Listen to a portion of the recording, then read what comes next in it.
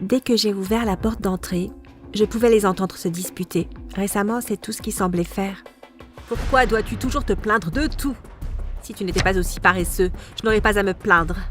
Ça me rendait si triste que mes parents avaient l'air de se détester. Vous pensez probablement qu'il s'agit d'une autre histoire sur une famille misérable. Mais attendez de voir ce que vous allez découvrir à la fin de cette vidéo. Vous n'allez pas le croire. Qui est-ce que tu penses de moi? Je devrais peut-être déménager. Tu sais, c'est la chose la plus sensée que tu aies dite depuis très longtemps. C'est donc ce que mon père a fini par faire.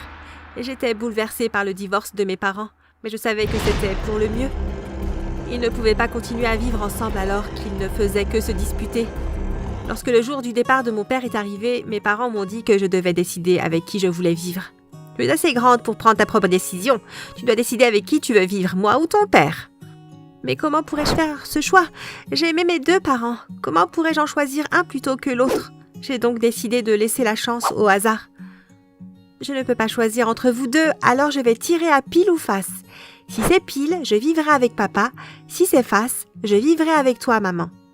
J'ai fait tourner la pièce en l'air et je l'ai regardée tourner sur elle-même avant de l'attraper sur le dos de ma main. J'ai levé la main et regardé la pièce.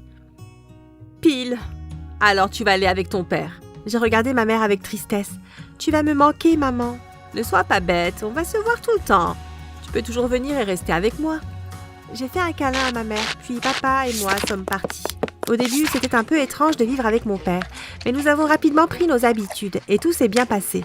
Pour être honnête, c'était agréable de vivre dans une maison sans dispute ni bagarre.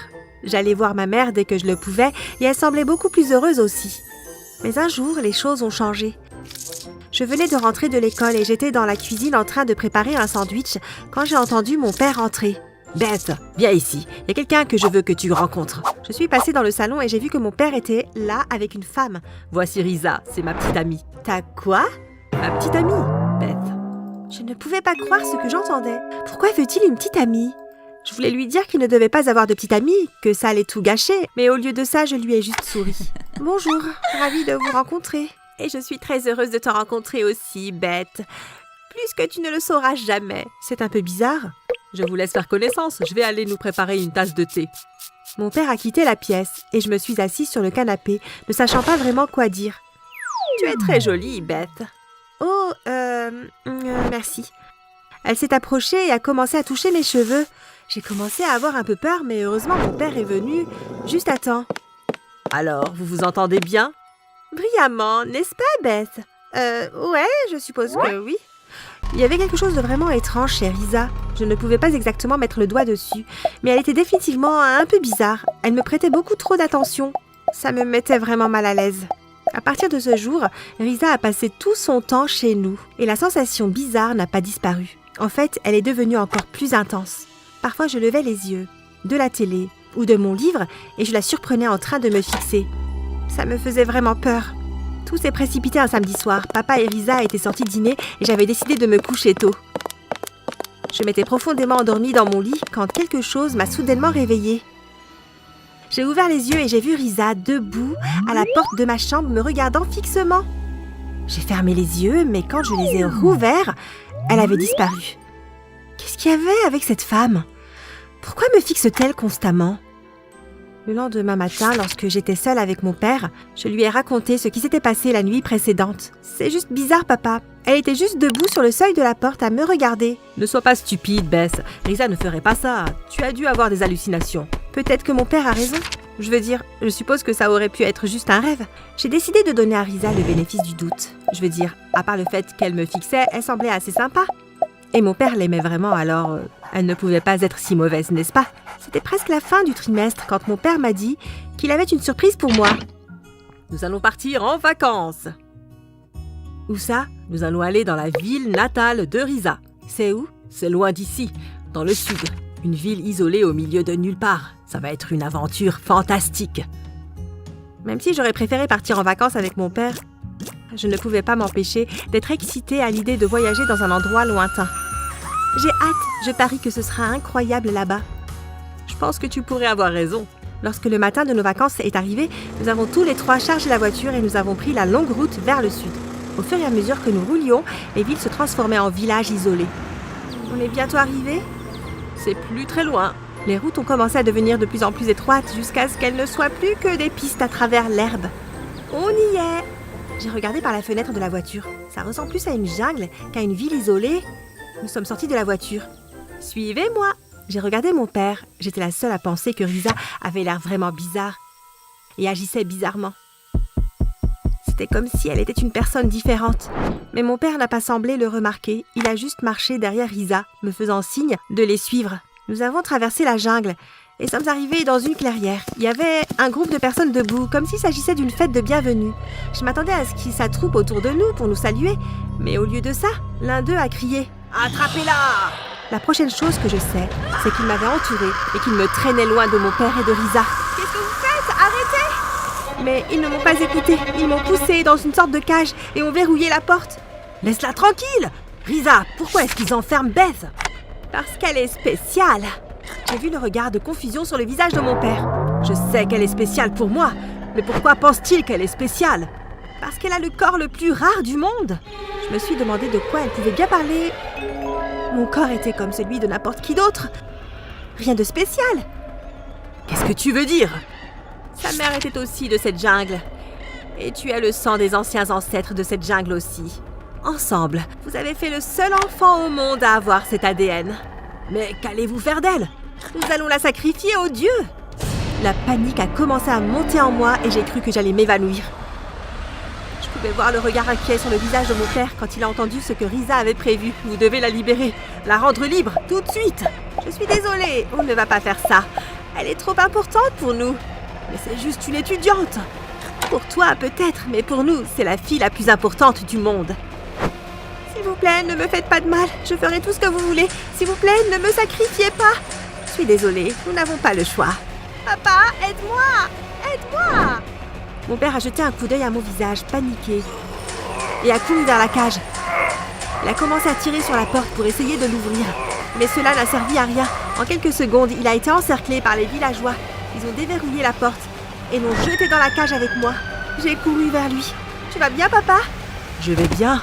Nous étions tous les deux assis, serrés l'un contre l'autre, à regarder et à nous demander ce qui allait se passer ensuite. Risa est venue et s'est tenue à l'extérieur de la cage. N'essayez pas de vous échapper car vous n'irez nulle part. Je vous verrai demain matin. Sur ce, elle s'est retournée et est partie avec le groupe de personnes. Oh papa, qu'est-ce qu'on va faire? Ne t'inquiète pas, Beth. Je ne laisserai rien t'arriver. Mais tu as entendu ce qu'elle a dit?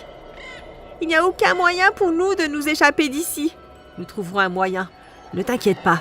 Nous étions tous les deux assis dans l'obscurité. J'étais terrifiée. Soudain, j'ai entendu un bruit. Tu as entendu ça? Qu'est-ce que c'était? Je ne sais pas.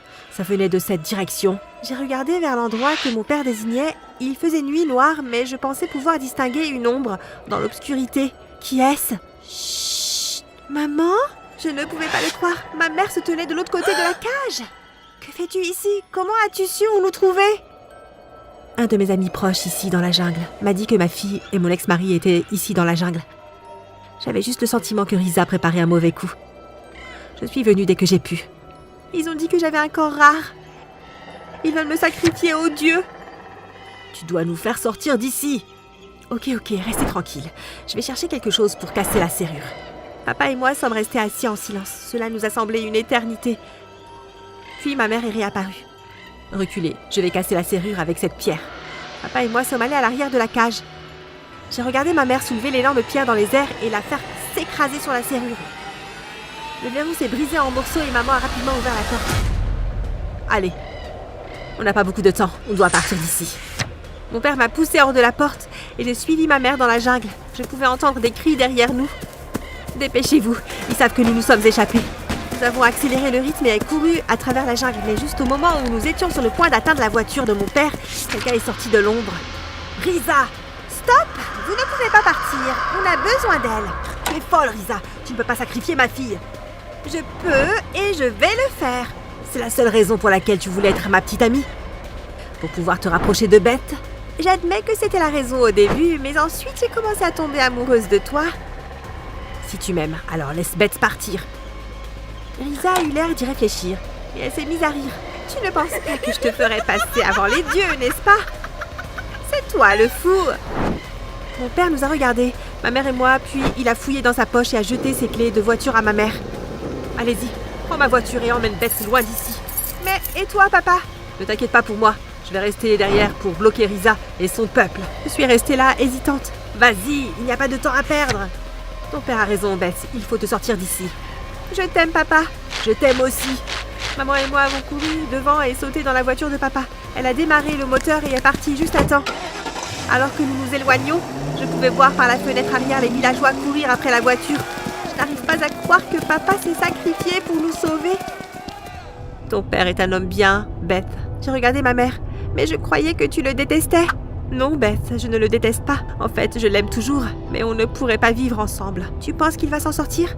Ne t'inquiète pas, dès que nous arrivons à la prochaine ville, je vais m'arrêter et appeler la police. Ils le trouveront. Maman a fait exactement ce qu'elle a dit. Dès que nous avons atteint la première ville, elle est allée directement au poste de police. Je dois signaler un crime. Qu'est-ce que c'est?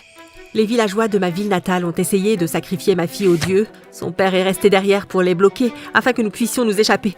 Vous devez y retourner et le sauver. C'était il y a 2 mois. Nous n'avons toujours pas eu de nouvelles de mon père. La police est toujours à sa recherche. Ils pensent qu'il a réussi à échapper aux villageois. Mais ils n'ont aucune idée de l'endroit où il se trouve maintenant. Je ne peux m'empêcher de penser à ce qu'il a fait pour moi. Et je prie pour qu'un jour la police le sauve et me le ramène à la maison.